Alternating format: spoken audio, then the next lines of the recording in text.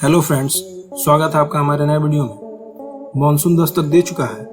हर रोज हमें करकराहट सुनने को मिलती है। जी, हम आसमानी बिजली की बात कर रहे हैं। जब छोटे थे तो बारिश आते ही भागकर टीवी वगैरह बंद कर देते थे, क्योंकि हमें सिखाया गया था कि इन पर बिजली जल्दी गिरती है। तो चलिए आज बिजली से जुड़े कुछ रोचक तथ्यों के बारे में जानते हैं। क्या आप जानते हैं हवाई जहाज पर बिजली गिरती है तो क्या होता है? और क्या आप ये जानते हैं आसमानी बिजली की तरंगें कितनी लंबी और चौड़ी होती है? और क्या आप ये जानते हैं आसमानी बिजली गिरने से हर साल कितने लोगों की मौत होती है? अगर नहीं जानते तो बने रहिए इस वीडियो के अंत तक हमारे साथ। इस वीडियो के अंत में हम आकाशीय बिजली से बचने के कुछ उपाय भी बताएंगे। बिजली का कड़कना 3 तरीकों का होता है। पहला, बादलों के अंदर यानी इंट्रा क्लाउड। एक बादल में पॉजिटिव चार्ज भी होते हैं और निगेटिव चार्ज भी। जब ये एक दूसरे के पास एक साथ भारी मात्रा में आते हैं तब बिजली पैदा होती है। इसे ही बादलों के भीतर चमकने वाली बिजली कहा जाता है। दूसरा होता है बादलों के बीच यानी क्लाउड टू क्लाउड। एक बादल का निगेटिव चार्ज जब दूसरे के पॉजिटिव चार्ज के पास आता है तो ठीक वैसे ही इलेक्ट्रिसिटी पैदा होती है, जैसे हमने बादलों के अंदर बताया था। ये दोनों इलेक्ट्रिसिटी पैदा होने के तरीके धरती पर बैठे लोगों के लिए महज एक बिजली का कड़कना है। इसे किसी को कोई खतरा नहीं होता। लेकिन तीसरा है क्लाउड टू ग्राउंड यानी बादलों और जमीन के बीच। बादलों का निगेटिव चार्ज जब धरती पर डिस्चार्ज होता है तो उसे बिजली गिरना कहते हैं। जब बिजली जमीन पर गिरती है तो उसकी ताकत 10 करोड़ वोल्ट होती है। ये कितनी भीषण है इसे इस बात से समझा जा सकता है कि हमारे घर में सप्लाई होने वाली बिजली की ताकत 220 वोल्ट होती है। यही होता है बिजली का गिरना। बिजली कड़कने के पूरे विज्ञान के बारे में अभी निश्चित तौर पर कोई कुछ नहीं कह सकता। बिजली कड़कने पर अभी भी पढ़ाई जारी है। क्या आप जानते हैं अध्ययन की इस शाखा को क्या कहते हैं? फैक्ट नंबर 1, आसमानी बिजली से संबंधित पढ़ाई को फ्लेमिंगोलॉजी कहा जाता है। सूर्य के तापमान से भी ज्यादा होता है आसमानी बिजली का तापमान। चौंक गए ना? फैक्ट नंबर 2, आसमानी बिजली का तापमान 30,000 डिग्री सेल्सियस होता है। यह सूर्य से 5 गुना ज्यादा गर्म होता है। फैक्ट नंबर 3, 1902 में आसमानी बिजली गिरने से एफिल टावर का ऊपरी हिस्सा बर्बाद हो गया था, जिसे बाद में पुनः ठीक किया गया। फैक्ट नंबर 4, आकाश से गिरने वाली बिजली लगभग 4 से 5 किलोमीटर तक लंबी होती है। इसकी फ्लैश 1 या 2 इंच चौड़ी होती है। इसमें 10 करोड़ वोल्ट्स के साथ 10,000 एएमपीएस का करंट होता है। सब कोई सुबह में ब्रेड को सेक के चाय के साथ खाता है। उसे एक एक करके सबके लिए सेकने में काफी टाइम लग जाता है। क्या हम आसमानी बिजली से ब्रेड सेक सकते हैं? फैक्ट नंबर 5, आसमानी बिजली में इतनी ऊर्जा होती है कि एक बार में 1,60,000 ब्रेड के टुकड़े सेके जा सकते हैं। और क्या आप जानते हैं आसमानी बिजली भी जेंडर के आधार पर भेदभाव करता है? यह सुनने में थोड़ा अटपटा लग रहा होगा। भला आसमानी बिजली जेंडर के आधार पर भेदभाव कैसे कर सकता है? फैक्ट नंबर 6, आसमानी बिजली गिरने से पुरुषों के मरने की संभावना महिलाओं से 5 गुना ज्यादा होती है। वो इसलिए होता है क्योंकि बारिश के समय महिलाओं के मुकाबले पुरुष ज्यादा बाहर निकलते हैं। हमारे किसान भाई खेतों में काम करने जाते हैं और खुले खेत में आसमानी बिजली गिरने की संभावना अधिक होती है। 1998 में भी आसमानी बिजली ने भेदभाव किया था, जो कि बहुत दर्दनाक था। फैक्ट नंबर 7, 1998 में अफ्रीका के कोंगो में फुटबॉल का मैच चल रहा था।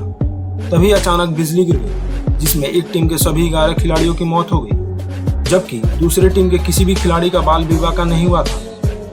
क्या आप जानते हैं हमें गिरती हुई बिजली दिखाई नहीं देती? तो फिर आप सोच रहे होंगे जो हमें रोशनी दिखाई देती है वो कैसी होती है? फैक्ट नंबर 8, हमें गिरती हुई नहीं बल्कि गिरकर वापस उठती हुई बिजली दिखाई देती है। वापस जाती हुई बिजली मतलब जो रोशनी असल में हमें दिखाई देती है उसकी स्पीड 32 करोड़ फीट प्रति सेकंड और जो कड़कने की आवाज हमें सुनाई देती है उसकी स्पीड 1100 फीट प्रति सेकंड होती है। इसके गिरने और उठने का काम महज 2 माइक्रोसेकंड के अंदर हो जाता है।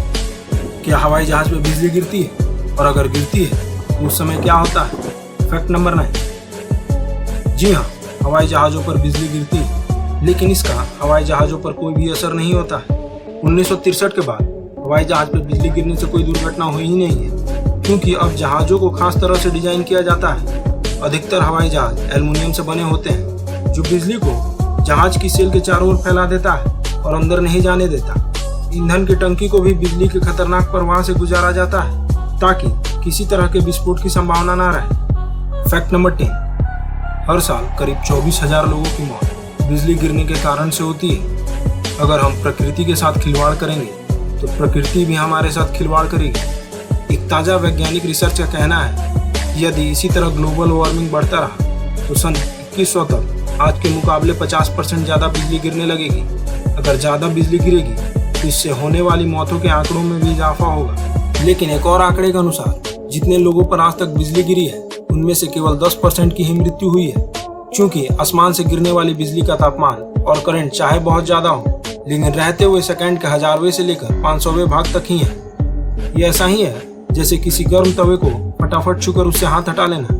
लेकिन फिर भी आसमान से गिरने वाली बिजली अपनी शक्ति के चलते, जिसकी तुलना हमने गर्म तवे से नहीं बल्कि सूर्य के तापमान से की थी, बहुत ज्यादा नुकसान कर देती है। सबसे पहले तो ये शरीर के जो हिस्से पे गिरती है वहां से लेकर जिस भाग से निकलती है तक स्किन में एक निशान छोड़ जाती है। ये निशान किसी पेड़ के जड़ जैसे दिखने वाले टैटू की तरह दिखती है। इसे लिस्टेनबर्ग फिगर कहा जाता है। साथ ही 10% केसेस में जिस पे बिजली गिरने पे इंसान नहीं बच पाता उनमें हृदय गति का रुकना महत्वपूर्ण भूमिका निभाता है। लेकिन वो 90% व्यक्ति जो सरवाइव कर पाते हैं उनमें भी कई दिक्कतें आ सकती हैं, जैसे तेज आवाजों के कारण कानों का फट जाना, शरीर के किसी विशेष अंग या फिर पूरे शरीर में लकवा मार जाना। साथ ही बिजली गिरने के टेरर के बाद कुछ मनोवैज्ञानिक दिक्कतें भी आने लगती हैं, जिनमें 1-2 घंटे के शौक से लेकर डिप्रेशन या फिर आत्महत्या जैसे बड़े दुष्परिणाम भी शामिल हो सकते हैं। इसलिए जब भी बारिश हो रहा हो तो कोशिश करना चाहिए घर से बाहर ना निकले। सिर्फ बारिश के चलते सर्दी होने से बचने के लिए नहीं बल्कि बिजली से बचने के लिए भी कुछ उपाय ऐसे हैं जिससे आकाशीय बिजली से बचा जा सकता है। राज्य सरकार के आपदा प्रबंधन विभाग द्वारा भी लोगों को सतर्क रहने के लिए दिशा निर्देश जारी किया गया है। बिहार राज्य के आपदा प्रबंधन विभाग द्वारा एक मोबाइल ऐप भी लॉन्च किया जा चुका है जो कि 20 किलोमीटर के रेडियस में आकाश से बिजली गिरने से 40 से 45 मिनट पहले ही आपको अलर्ट कर देगी। उसका नाम इंद्रब्रज है। इसका लिंक मैं डिस्क्रिप्शन में दे दूंगा। बाकी राज्यों के पास भी ऐसे ऐप्स होंगे जो आप गूगल पे सर्च करके पता कर सकते हैं। जब आप घर के भीतर हो तो बिजली से संचालित उपकरणों से दूर रहें, तार वाले टेलीफोन का प्रयोग ना करें, खिड़कियां व दरवाजा बंद कर दें, बरामदे और छत से दूर रहें। इसके अलावा ऐसी वस्तुएं जो बिजली के सुचालक हैं उनसे भी दूर रहना चाहिए। धातु से बने पाइप, नल, फवारा, वॉश बेसिन आदि के संपर्क से दूर रहना चाहिए। इसी तरह जब आप घर से बाहर हो तो आपको इनसे दूर रहना चाहिए। चूंकि वृक्ष बिजली को आकर्षित करते हैं, अतः बिजली चमकते समय वृक्ष के नीचे खड़े ना रहें। ऊंची इमारतों वाले क्षेत्र में आश्रय ना लें। समूह में खड़े होने के बजाय अलग अलग हो जाए।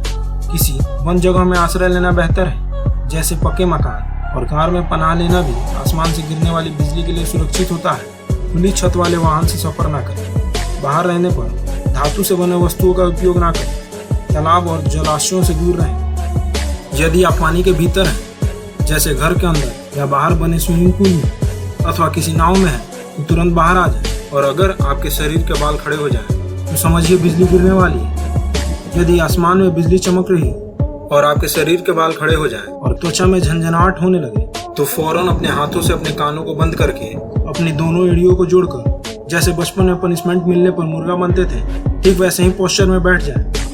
क्योंकि यह इस बात का सूचक है कि आपके आसपास बिजली गिरने वाली है। और अगर आप किसी खुली जगह में हैं और कोई पके छत की जगह आपको ना मिले, जैसे कि खेत में काम कर हमारे किसान भाइयों के साथ होता है, उस समय भागने की कोशिश कदापि ना करें। क्योंकि अगर आप भागने की कोशिश करेंगे तो बिजली गिरने के चांसेस आप पे ज्यादा होंगे। क्योंकि भागने के दौरान आपके पैर और जमीन के बीच फ्रिक्शन होता है और चार्ज जनरेट होते हैं जो आसमानी बिजली को आकर्षित कर सकता है। आपको उस समय ऊपर बताए गए उपायों को अपनाना चाहिए।